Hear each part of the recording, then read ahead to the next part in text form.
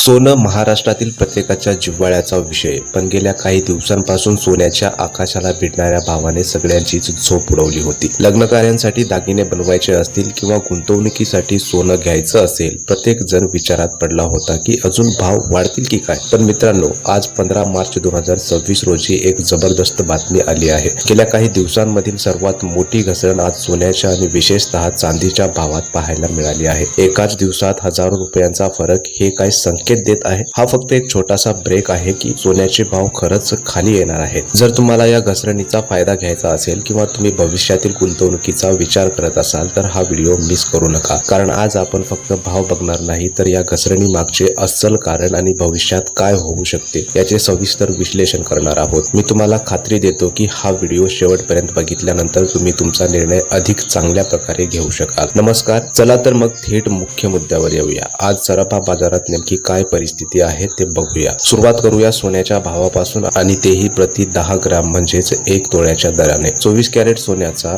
ज्याला आपण अत्यंत शुद्ध सोनं म्हणतो, त्याचा आजचा भाव आहे 1,59,660 रुपये. तुम्हाला आठवत असेल, काल हा भाव 1,60,690 च्या आसपास होता. म्हणजेच एकाच दिवसात तब्बल 1,030 रुपयांची घसरण. हा एक मोठा आकडा आहे. आता ज्या सोन्यापासून आपण सर्वाधिक दागिने बनवतो ते 22 कॅरेट सोनं, त्याचा आजचा भाव आहे 1,46,350 प्रति 10 ग्रॅम. कालच्या भावाच्या तुलनेत यात 950 रुपयांची घट झाली आहे. 18 कॅरेट सोन्याचा भाव आज 1,19,740 रुपयांवर पोहोचला आहे. याचा अर्थ तुम्ही कोणत्याही प्रकारचं सोनं खरेदी करणार असाल तर आज तुम्हाला थेट 1,000 रुपयांच्या आसपास फायदा होत आहे. तर मित्रांनो, खरी धक्कादायक आणि महत्वाची बातमी सोन्यात नाही तर चांदीमध्ये आहे. सोन्यातली घसरण तर आपण बघितली, पण चांदीमध्ये आज सरळ क्रॅश पाहायला मिळाला आहे. आज चांदीचा भाव आहे 2,75,000 आणि तुम्हाला विश्वास बसणार नाही, पण काल हा भाव 2,79,900 होता. म्हणजे एका दिवसात तब्बल 4,900 रुपयांनी घसरण झाली. काही ठिकाणी हा फरक 5,000 रुपयांपर्यंत देखील गेला आहे. तुम्ही विचार करा, ज्यांना किलो मध्ये चांदी घ्यायची आहे त्यांच्यासाठी हे किती मोठे डिस्काउंट आहे. सोन्याच्या तुलनेत आज चांदीने खूप मोठी उडी घेतली आहे. आता तुमच्या मनात सर्वात मोठा प्रश्न असेल की अचानक हे काय झालं? कालपासून भाव वाढत होते आणि आज एकदम एवढी मोठी घसरण. मित्रांनो, सोन्या चांदीचे भाव हे फक्त भारतात ठरत नाही, त्यामागे अनेक आंतरराष्ट्रीय आणि देशांतर्गत कारण असतात. आपण ते समजून घेऊयात, जेणेकरून तुम्हाला परिस्थितीचा अंदाज येईल. पहिलं आणि सर्वात महत्वाचं कारण म्हणजे प्रॉफिट बुकिंग. गेल्या काही महिन्यात सोन्याची विक्रमी उच्चांक गाठला होता. जेव्हा भाव खूप वाढतात तेव्हा अनेक मोठे गुंतवणूकदार आपलं सोनं विकून नफा कमवतात.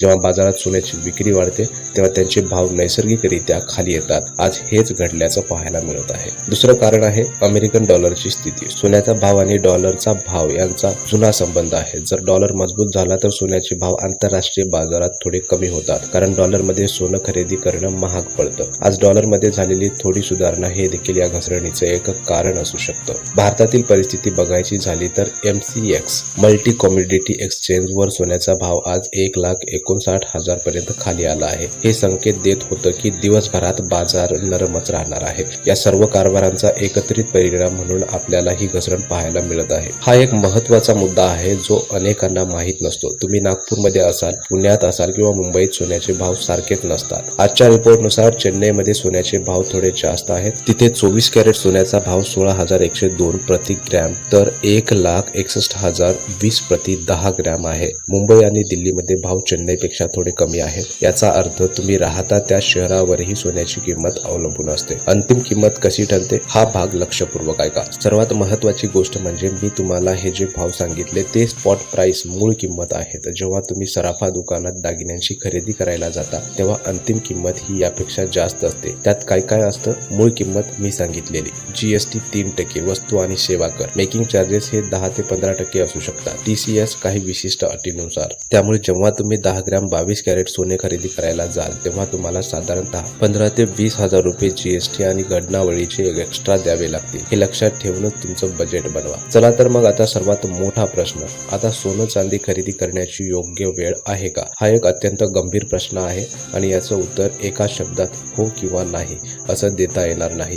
पण मी तुम्हाला काही लॉजिकल पर्याय देऊ शकतो. जर तुमच्या घरात पुढच्या 1-2 महिन्यात लग्न कार्य आहे आणि तुम्हाला दागिन्याची गरज आहे तर ही वेळ सोन्याची खरेदी करण्यासाठी उत्तम आहे. भाव 1,030 ने पडले आहेत. ही एक सुवर्ण संधी आहे. भाव अजून पडतील की वाढतील याची वाट बघत राहण्यापेक्षा या घसरणीचा फायदा घ्या आणि तुमची गरज पूर्ण करा, कारण सोन्याचा दीर्घावधी दीर्घावधीचा कल लॉंग टर्म ट्रेंड नेहमी वर जाणाराच असतो. जर तुम्ही गुंतवणुकीसाठी सोनं घ्यायचा विचार करत असाल तर तुम्ही SIP सिस्टमॅटिक इन्व्हेस्टमेंट प्लॅन पद्धत वापरू शकता. म्हणजे काय तर तुम्हाला 50,000 रुपयाचं सोनं घ्यायचं असेल तर आज 10 ते 15,000 रुपयांचं घ्या. जर भाव अजून खाली आले तर परत खरेदी करा आणि जर वाढले तर तुमच्याकडे आधीचं सोनं असेल. याला रुपी कॉस्ट ॲव्हरेजिंग म्हणतात. चांदीमध्ये खूप मोठी घसरण झाली आहे, त्यामुळे दीर्घावधीमध्ये चांदीमध्ये गुंतवणूक करणंही फायदेशीर ठरू शकतं. जर तुम्ही फक्त 1-2 आठवड्यांच्या नफ्यासाठी सोनं घ्यायचा विचार करत असाल तर थोडं सावध राहा. ही घसरण किती दिवस टिकेल हे आताच सांगणं कठीण आहे, पण दीर्घावधीचा विचार करता सोनं तुम्हाला कधीही तोट्यात घालणार नाही. तर मित्रांनो, सारांश असा की आज 15 मार्च 2026 रोजी सोन्यात आणि विशेषतः चांदीमध्ये मोठी घसरण झाली आहे. ही घसरण नफा वसुली आणि जागतिक कारणामुळे आहे. ज्यांना गरज आहे त्यांच्यासाठी ही एक सुवर्ण संधीच आहे. मला माहित आहे हा व्हिडिओ महाराष्ट्रातील अनेक लोक बघत आहेत जे आपल्या मेहनतीच्या पैशाने सोनं खरेदी करण्याचा विचार करत आहेत. तुमचं काय मत आहे? तुम्हाला काय वाटतं? हे भाव अजून खाली येतील की परत वाढतील? मला कमेंट बॉक्समध्ये नक्की सांगा. मी तुमच्या कमेंट्स वाचायला उत्सुक आहे. आणि हो, अशाच प्रकारे सोन्या चांदीचे ताजे भाव आणि शेअर बाजाराचं अचूक विश्लेषण सर्वात आधी जाणून घेण्यासाठी आपल्या चॅनलला नक्की सबस्क्राईब करा आणि हा व्हिडिओ तुमच्या नातेवाईकांना आणि मित्रांना शेअर करा, जेणेकरून त्यांनाही या संधीचा फायदा घेता येईल. धन्यवाद. जय हिंद, जय महाराष्ट्र.